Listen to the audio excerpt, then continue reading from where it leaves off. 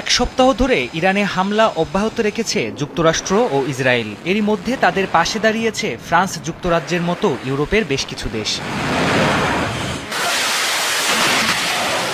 এদিকে অসম এ যুদ্ধ অনেকটা একাই লড়ছে তেহরান। যুক্তরাষ্ট্র ইসরায়েলের নিন্দা ছাড়া অনেকটাই নীরব রাশিয়া চীন, মেলেনি সামরিক সহায়তার আশ্বাসও।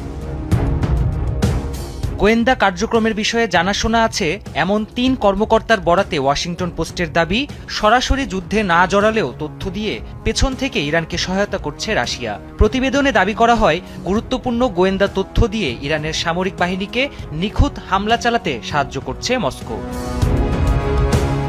নাম প্রকাশে অনিচ্ছুক ওই কর্মকর্তারা জানান, উন্নত স্যাটেলাইট ব্যবস্থা থাকায় মধ্যপ্রাচ্যে মোতায়েন মার্কিন সেনা, যুদ্ধবিমান আর যুদ্ধজাহাজের অবস্থান সহজেই শনাক্ত করতে পারে মস্কো। আর এসব তথ্যই ইরানের সেনাবাহিনীকে জানিয়ে হামলায় সাহায্য করছে ক্রেমলিন।